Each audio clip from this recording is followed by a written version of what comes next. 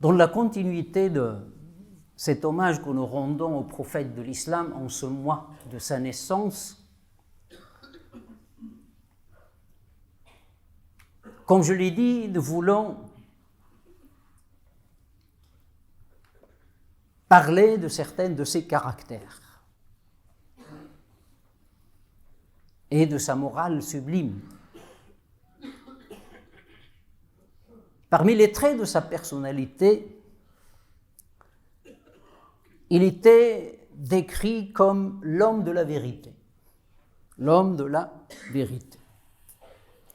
Pour nous les musulmans, ceci est quelque chose d'évident, puisque nous le considérons comme le messager d'Allah subhanahu wa ta'ala. Le messager ne peut agir que dans la vérité, il ne peut dire que la vérité.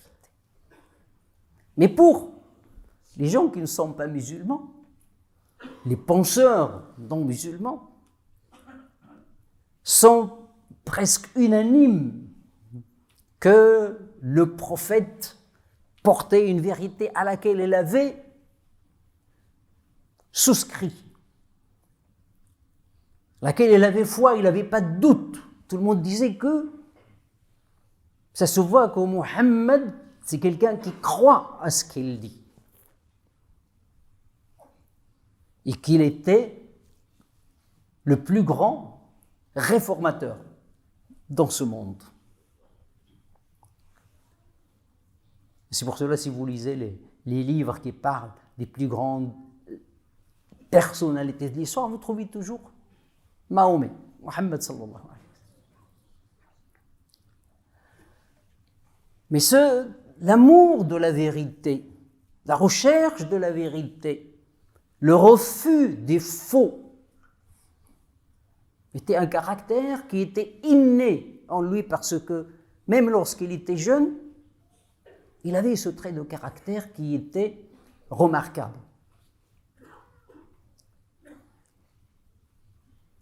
Depuis qu'il était jeune, il a réfuté l'adoration des idoles, il a réfuté le polythéisme. C'est la chose la plus détestable à lui.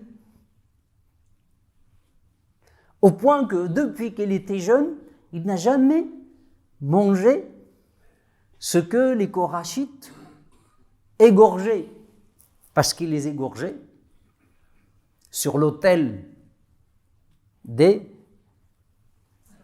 statues.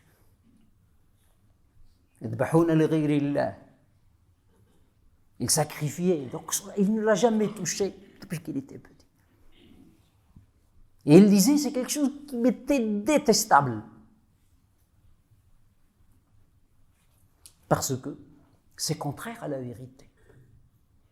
C'est contraire à la vérité que la raison approuve. Comment on peut adorer des choses qui n'entendent pas, qui ne voient pas, qui n'ont aucune action palpable sur la vie des gens, etc., etc.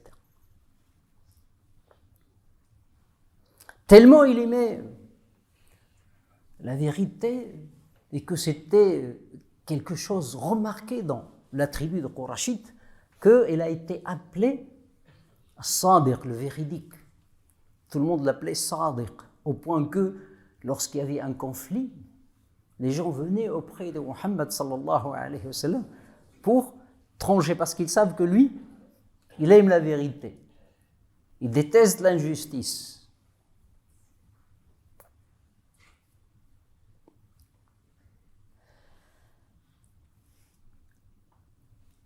Quand il était encore jeune, au sein de la Mecque, qui est la cité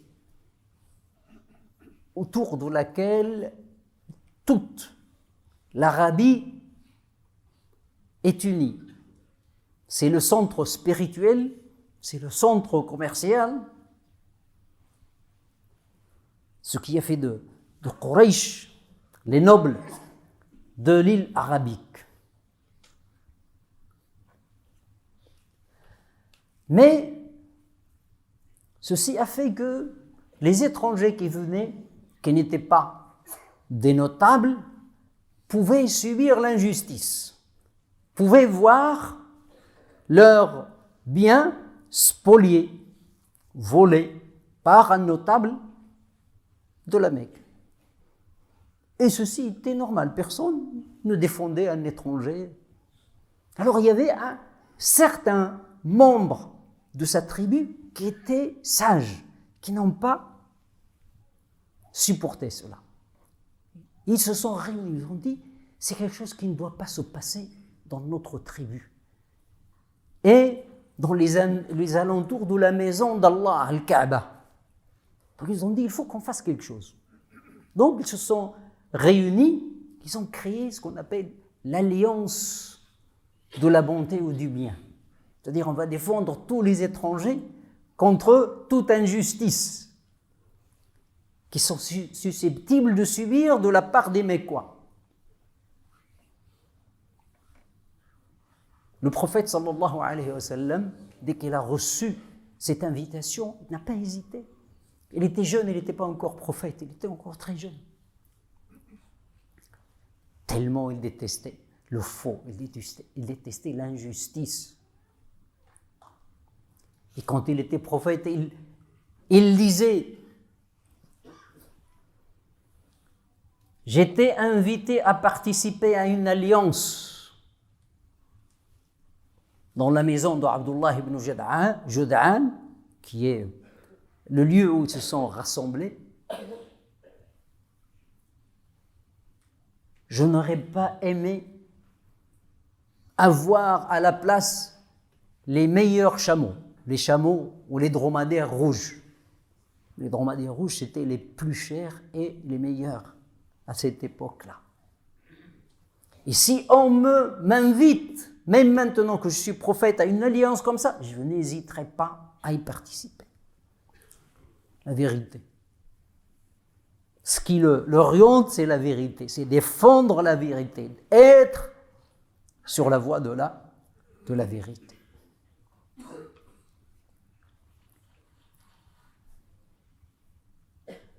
Il était fou amoureux de la vérité au point que il se sacrifiait pour cette vérité. Quand il a reçu le message d'Allah subhanahu wa ta'ala, il a été proclamé prophète. Le premier ordre qu'il avait reçu, c'est d'aller annoncer la parole publiquement. Très dur. Alors que Muhammad sallallahu alayhi wa sallam est seul. Donc, il a rassemblé les Qurayshites. Il a rassemblé les gens. Il leur a dit, si je vous dis que il y a une armée qui va venir pour vous effacer, est-ce que vous m'aurez fait confiance? Il dit, mais bien sûr. Tout le monde dit, bien sûr. On sait que tu es le véridique. Tu n'as jamais dit un mensonge. Oui. Et c'est là où il leur a dit, je suis messager d'Allah. Puisque vous attestez que je ne mens pas, je suis messager d'Allah. Je vous invite à adorer Allah, etc. Le discours, il est plus long que ça.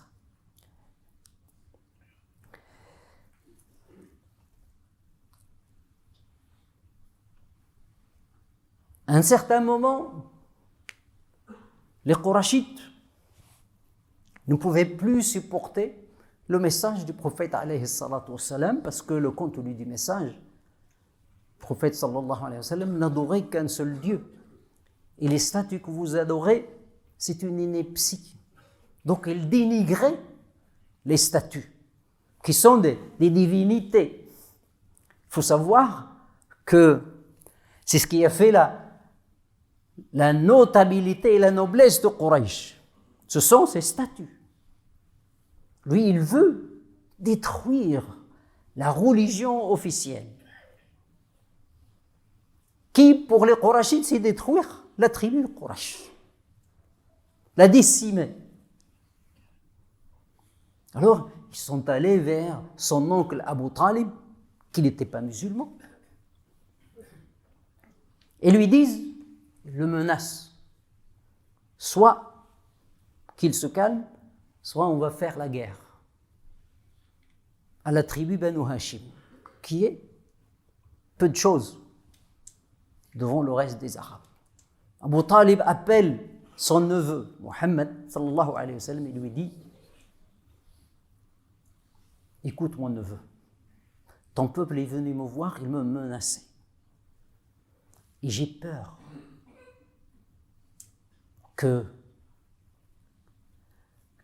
qu'il ne mobilise la populace de l'Arabie et qu'ils viennent et qu'ils nous tuent tous en quelque sorte. Donc, pense à ta vie et pense à la mienne et ne me fais pas porter ce que je ne peux pas supporter. Le prophète sallallahu alayhi wa sallam lui dit cette parole très célèbre. Il dit, écoute mon oncle, au nom d'Allah subhanahu wa ta'ala, s'ils mettent le soleil dans ma main droite et la lune dans ma main gauche, c'est-à-dire s'ils me donnent les choses les plus qu'on peut imaginer, en quelque sorte, pour que je laisse tomber la vérité que je proclame, je ne la laisserai pas. Sauf, soit il triomphe, soit je meurs. Et il a pleuré. Il s'attache à la vérité. Il a la constance sur la vérité, quels que soient les sacrifices, et quel que soit le défi. Et puis il a voulu sortir, et son oncle l'appelle et lui dit, écoute mon neveu, vas-y, dis ce que tu veux, ce que tu aimes, ce qui est vérité pour toi, dis-le. Abu Talib n'est pas musulman. Au nom d'Allah subhanahu wa ta'ala, je ne te laisserai pas tomber. Et vous connaissez toute l'histoire, toutes les difficultés que cette tribu, y compris Abu Talib, ont rencontrées pour cela. La liberté. Il doit aller laisser la liberté de penser. Et le prophète sallallahu alayhi wa sallam ne pouvait pas laisser cette liberté de proclamer sa foi et de proclamer la vérité. Parce que ce qui compte pour lui, c'est la vérité. S'il n'était pas prophète, il aurait succombé à cela. Parce qu'il s'agit ici de vie ou de mort. Il s'agit de se mettre en danger et de mettre toute sa famille et toute la tribu en danger.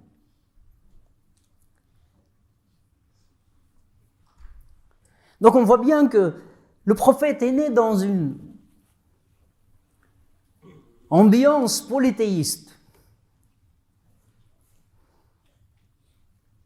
où la notabilité et la noblesse de Quraysh dépendaient de cette religion polythéiste, parce qu'elle était la protectrice de cette religion. Donc Mohammed devait normalement être un des membres qui devait perpétuer cette tradition. Mais il a appelé à détruire complètement cette religion. Donc il était contre l'opinion de toute la tribu.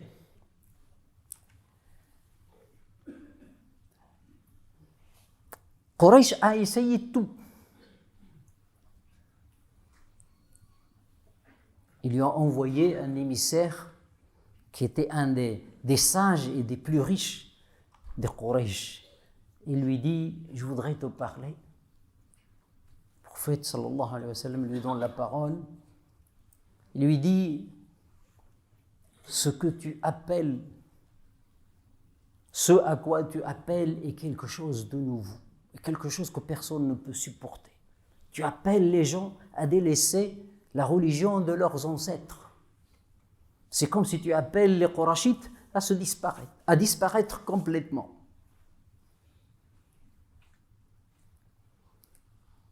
Les Qurayshites à la Mecque sont exaltés grâce à ça. Et tu appelles à tout détruire. Je voudrais te faire des propositions. Si tu as besoin d'argent, chacun de nous donnera de son argent jusqu'à ce que tu deviennes le plus riche parmi nous. Si tu veux le pouvoir, on va t'élire comme le chef de toute la tribu, au point qu'on ne décidera